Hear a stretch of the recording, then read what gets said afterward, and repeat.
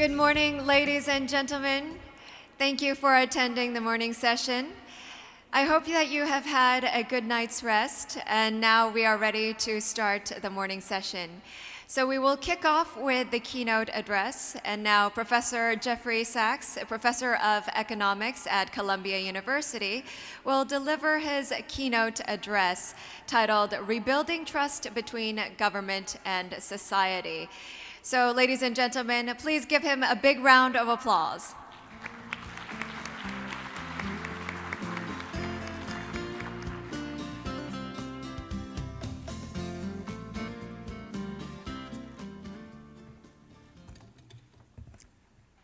Good morning, ladies and gentlemen, and thanks so much to the OECD for this World Forum on Statistics, Knowledge, and Policy.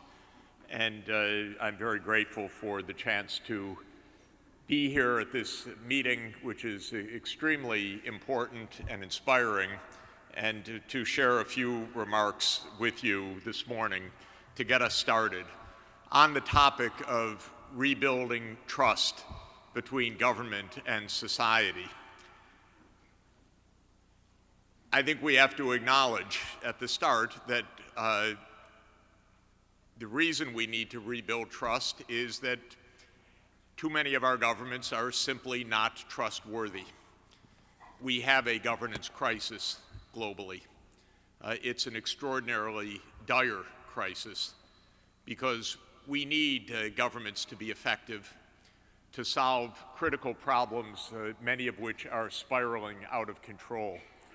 And in a world facing potentially catastrophic environmental harms, and of course, always ever-present risk of war and even nuclear disaster, we need our governments to function. But our governments are not trustworthy by and large. Every day come new scandals, more evidence of massive corruption, daily evidence of incompetence, evidence of murder by government, and this is a worldwide phenomenon. In this country, you are still recovering from a massive corruption scandal and the removal of a president. South Africa removed its president because of massive corruption. Malaysia is in the midst of trying to clean up a mega billion-dollar corruption scandal of government. Venezuela is in the midst of one of the greatest hyperinflations in history, with a government also engaged in a brutal crackdown on the population. Saudi Arabia, the government is implicated in overt murder caught on tape of a U.S. journalist. And my own government, the United States, is enmeshed in lies, war, incompetence, and outright cruelty on a daily basis. So where is the trust going to come from in these circumstances? I think that for us to gain some perspective on this, in the West, we would start with our two great and opposing theories of politics to try to gain some perspective on this. These two perspectives might be personified by the founder of political science and political philosophy in the West, Aristotle, who wrote the greatest textbook on politics ever written in the West 2,350 years ago, called The Politics. It's a nifty book because he invented political science and then wrote the best text on political science at the same time, and it remains unsurpassed. And for Aristotle, the idea of politics was that government is there for the common good. And so the standard of government is the extent to which government promotes the common good, which he defined as eudaimonia in Greek, and which we translate today as happiness. And so for Aristotle, Western political thinking started with the idea that the role of government is to promote happiness of the citizenry. And then Aristotle developed the theory that to do that, one needed virtuous leaders and a society and a state that helped to cultivate virtuous citizens, and that one achieved eudaimonia or happiness through a virtuous circle of good leadership and good cultivation of personal qualities among the citizens. The second and very different theory of politics in the West, of course, is associated with Machiavelli, a great political thinker in the early 16th century in Medici, Florence, who famously wrote the handbook for power, The Prince. And for Machiavelli, though he knew and was fully steeped in the Aristotelian tradition of virtue, Machiavelli wrote a handbook of how the prince should hold and keep power. And in the Machiavellian view, politics is a game, an often brutal game, but it's a game of power. And in Machiavelli's telling, let's not be blinded by sentiment. The object of the prince is to hold power, and as Machiavelli famously said, better to be feared than to be loved. And so the prince is to do what the prince should do to hold power. Machiavelli's theory is not a moral theory, but it aims to be a descriptive theory of politics. And it is one that is widely subscribed to. What can we expect from government? What should we expect?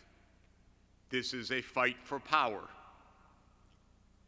In Asia's traditions, of course, there are also the great sages and great traditions and arguments, but I think it's fair to say that the Aristotle of the East, or one could say that Aristotle is the Confucian of the West, is Confucius, and Confucius's doctrine of governance under the mandate of heaven. And of course, what Confucius taught was that governance requires virtuous leadership. And virtuous leadership is the key to a virtuous society. The Aristotelian and the Confucian visions share a great deal. This was noted by Karl Jaspers, the German historian, a half century ago, when he wrote about the axial age, that roughly at the same time that the Greeks were developing their philosophy of the common good and eudaimonia, Confucius was developing his concepts of virtue and harmonious society and the mandate of heaven. And they indeed share a great deal in common. And for this country, 700 years of the Joseon dynasty was under the Confucian ideal. And that approach is deeply and profoundly part of the culture of East Asia. This is for the good, by the way, because East and West both share the philosophy of government by virtue as one of the deepest traditions. And though the statecraft and the institutions are different in East and Western traditions, the underlying drive for governance by virtue is shared. Now, I would say the Machiavellian view became the dominant view in the Western world over recent centuries. And this led to two kinds of approaches to trust in government in the West. One tradition holds that government is essentially irredeemably bad and self-interested. We give it the fancy name of public choice theory today. What can you do? Governments are in it for themselves. That's just a fact, and one should understand that and analyze it, but don't expect any better.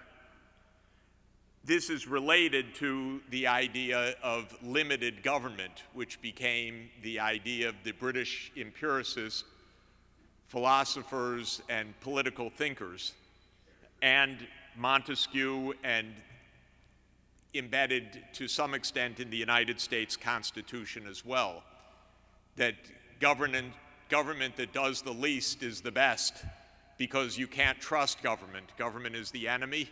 It is a necessary evil. It needs to be kept at a very limited scale. It should be organized for divided government with checks and balances and limited rule. This can make a lot of sense in the pessimistic vision, but it has, of course, a deep, profound flaw, and that is that Aristotle was right.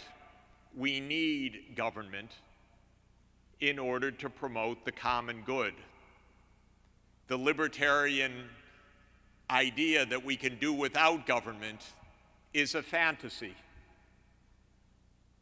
It's not good enough to say government is evil, therefore it needs to be limited and constrained and denied of its functions, because we need the functions of government to protect the weak and the poor, to provide the infrastructure and the public goods,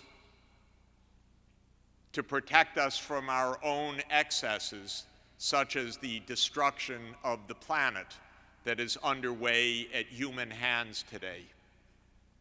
So limited government may sound attractive, but it is a profoundly flawed idea in a world where we need government for eudaimonia. We end up with a great difficulty, which is the unsolved difficulty of politics. And it remains the puzzle 2,350 years ago after the first textbook of Aristotle. And that is, how can we have effective and trustworthy government? And the answer must be a combination of ethics and institutions. It cannot be enough to rely merely on institutions or limited government, because our institutions of limited government can be so severe that they deny the functions we need for the common good. And moreover, every institution can be swept away by the loss of virtue. Look at how our least virtuous leaders in my own country today and in other parts of the world sweep away the rule of law, ignore the institutions of good government, and how easy it is for them to do so.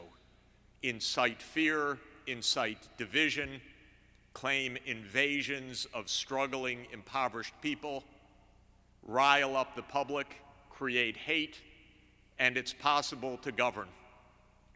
Of course, govern in a way that leads to the worst outcomes and the greatest dangers for the world.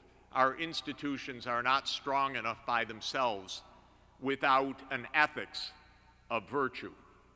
And we have lost, to a very significant extent, the language of virtue. We don't even necessarily recognize the role of character in our leaders as being vital for our well-being, even our survival. So I believe that our way forward to restore trust is by restoring a public ethics and building the institutions that can not only limit government, but hold government to account for the things that government must do. And I believe strongly that this can be a global ethics, because we have a common humanity, we have a common set of needs, and we require a global set of actions. And I would put forward as evidence for this possibility of global ethics two critical ethical statements of our time. The first is the Universal Declaration of Human Rights, which is a 1948 document, 70 years old this year, which is rightly called the Moral Charter of the United Nations. It is a document in which all countries are signatories that says that the core principle for the world is human dignity and the rights of all individuals to their lives, to decent life standards, to health, to education, to social security, and to a safe environment. These are universal rights that are a reflection of the dignity of every person on the planet. It's a universal declaration. And also in global ethics are the Sustainable Development Goals. This is an ethical call. Sustainable development in the UN jargon means economic development that is socially inclusive, meaning leave no one behind, and that is environmentally sustainable, that is just with regard to nature and with regard to future generations. This question of environmental ethics is in a way new for our generation. Of course, every generation has grappled with local environmental ethics, but we are the first generation that can truly wreck the planet, and we're on the verge of doing so. And yesterday's report of the emissions gap to achieve the Paris Climate Agreement is a reminder of how miserable our governance really is. Because despite having reached an agreement to hold warming to well below 2 degrees Celsius and to aim to hold warming to below 1.5 degrees Celsius, we are nowhere on track. And indeed, this debate has been going on not just since 2015, but since 1992, when governments signed the UN Framework Convention on Climate Change. Governance is miserable, starting in my country, which has the largest historic responsibility and the most miserable governance, and with a Senate which has been recklessly irresponsible to the world because it has refused to ratify one protocol after another necessary for global action.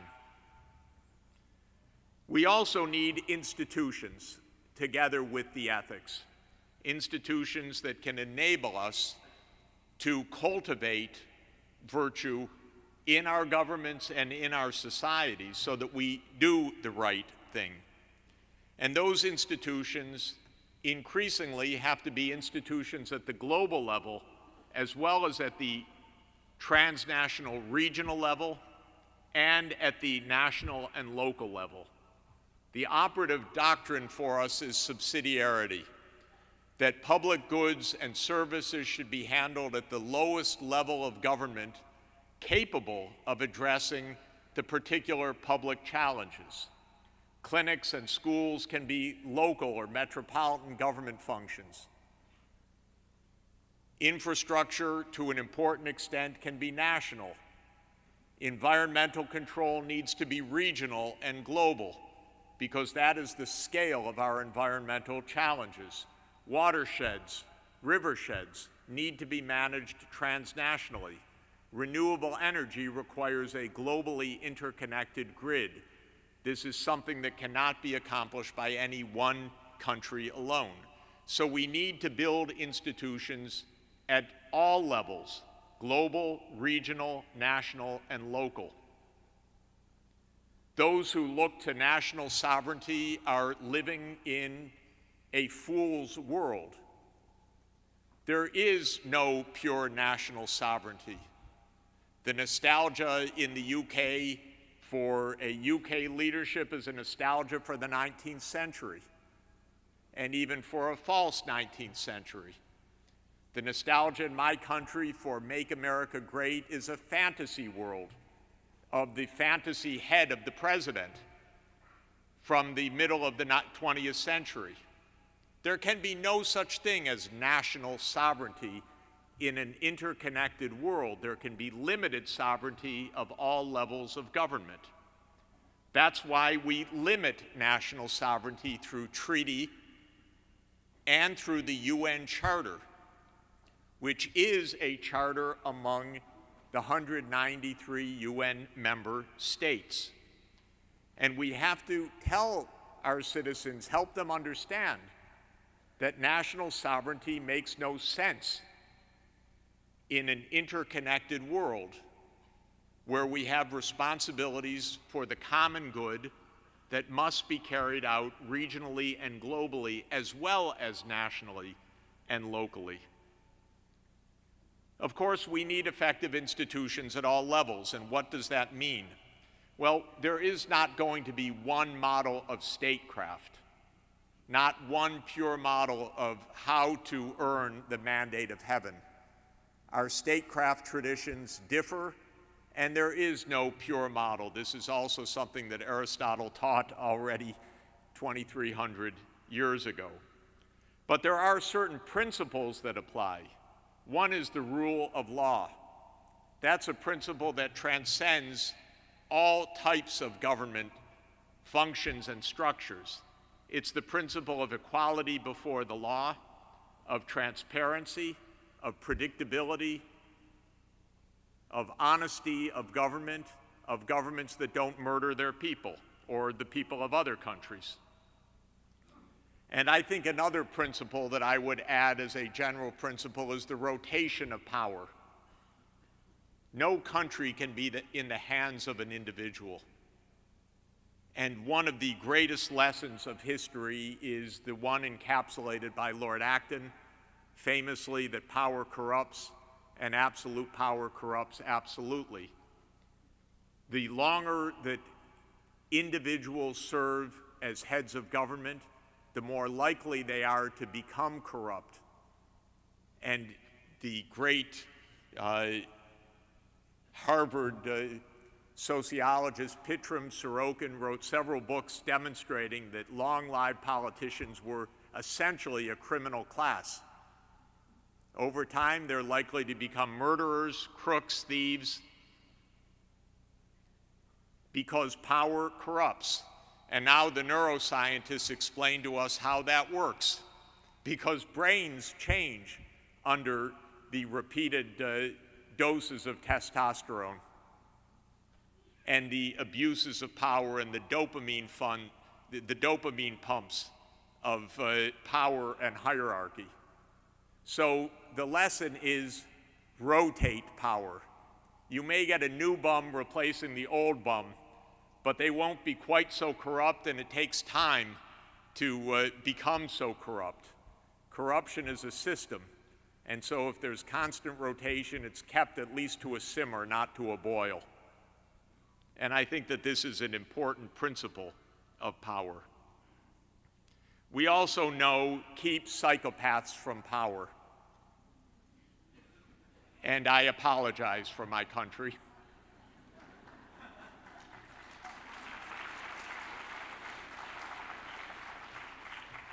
But it's very important, and it is a principle of governance for more than 2,000 years, that the virtue of the leaders matter. Leaders who lie and cheat will disrupt society.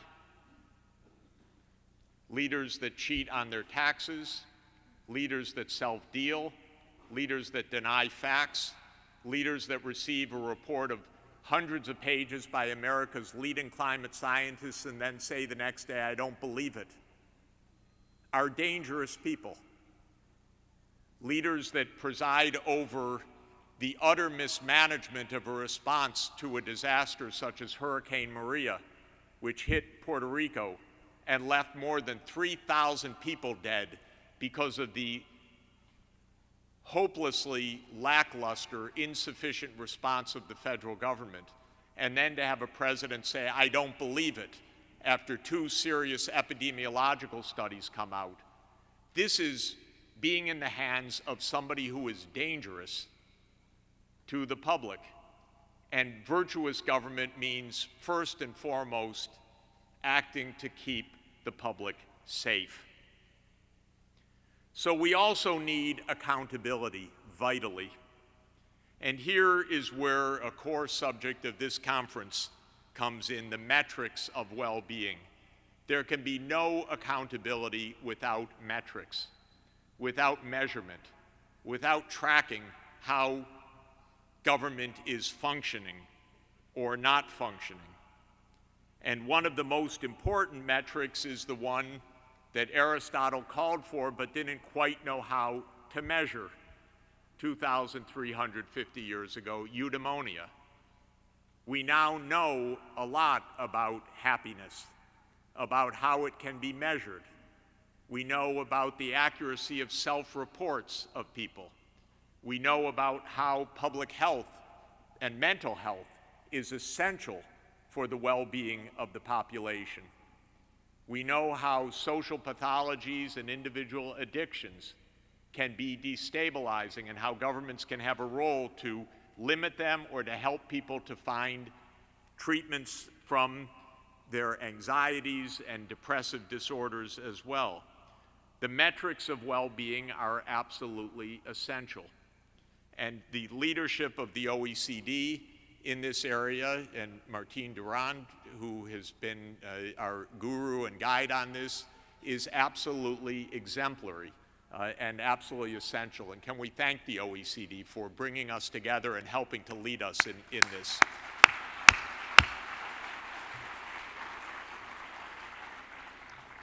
And I also want to thank the United Arab Emirates, which has taken a special leadership role in calling on governments to do what the Emirates has done, and that is to have a Minister of State for Happiness and to put happiness at the center of public policy. And the Emirates is building a global happiness coalition of nations, and I'm privileged to be working alongside with my colleague, Lord Richard Layard, and Professor John Helliwell, and other colleagues here, and with Martine Durand on this initiative. And for all of the governments in this room, you're all working in this spirit of putting happiness into public policy. And we ask, and I ask on behalf of the Emirates also, join this growing global happiness coalition of governments so that we can create a worldwide political change which recognizes what Confucius and Aristotle told us more than 2,300 years ago, that happiness is the proper subject of government.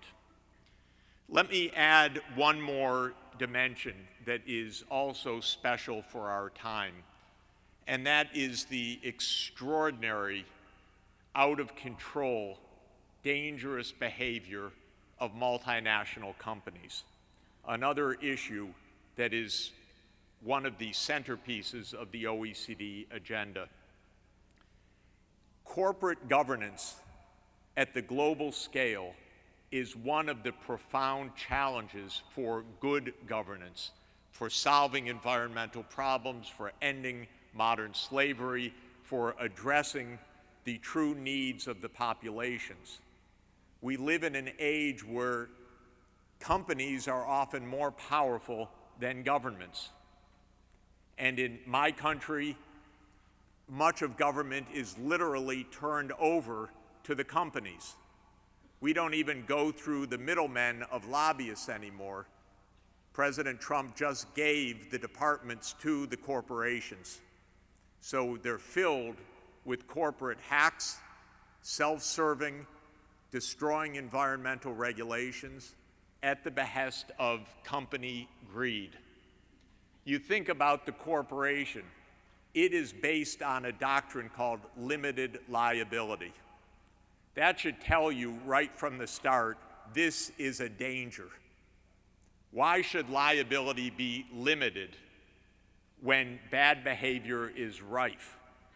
The answer is limited liability has become a license for massive corruption, massive environmental destruction, massive fraud, massive tax evasion by some of the world's leading companies. And they are barely under control because they make threats, "I'll move here if you dare to tax me." Look at Amazon, perhaps the largest company in the world, the one that has been privileged and benefited by special tax privileges and by tax avoidance schemes that make your eyes turn. And yet, to open its new second headquarters in the United States, it set up a bidding war among American cities. Who would give Amazon billions of dollars of land and infrastructure and tax relief and a private heliport for Jeff Bezos in return for the location of the headquarters? This is power that is out of control. And our governments are not powerful enough to hold these massively powerful and irresponsible agents to account. The recent estimates are that tax shifting by companies, which basically means extraordinary evasion of taxes by corporate accounting ruses, is at the order of about $600 billion a year of tax shifting to secrecy and tax havens, all with the nod and a wink of the tax authorities, especially in the United States and the UK, which have set up so many of these secrecy and tax havens. And that means hundreds of billions of dollars that's not being collected to invest in sustainability, infrastructure, the fight against poverty, access to health care, access to education, in other words, the fulfillment of the Universal Declaration of Human Rights and the Sustainable Development Goals. The BEPS process, the Base Erosion Profit Shifting Initiative of the OECD, is vital. But enough talk, because now we have to put into action the control on these corporations. You can imagine how the governments sit with this, not very responsibly, because they're in the hands of the companies who pay the campaign contributions, and there goes not just the erosion of the tax base, but the erosion of trust. And look at the company that I'm sad to say shares my name, Goldman Sachs. I've searched far and wide. I can't find any connection, mercifully. But Goldman Sachs is enmeshed in one scandal after another on the misreporting in Greece of the budget of selling toxic assets, the so-called Abacus scandal, now in Malaysia scandal as an agent of perhaps billions of dollars of misappropriation and corruption by government. When is somebody going to say no and say you've lost your right to operate through this repeated malfeasance? We don't have that kind of control right now. Instead, the CEOs of companies that repeatedly break the law are invited to the state dinners and are still the toast of the town. How can we have accountability in such circumstances? So let me close, ladies and gentlemen, to remind us that we're here because government is for the common good. That's the only legitimate purpose of government. That is why government exists. It's not a social contract, so-called. There was no solitary state before. We are, as Aristotle said, social animals that thrive together and die alone. As Aristotle said, any individual who lives alone is either a beast or a god. And we're not beasts or gods, we're human beings, and we need government for the common good. And we thank the OECD for helping to lead us to measure the common good and to introduce and establish institutions like tax decency to achieve the common good. And so I want to end once again by thanking the OECD for bringing us together on this important occasion. Thank you very much.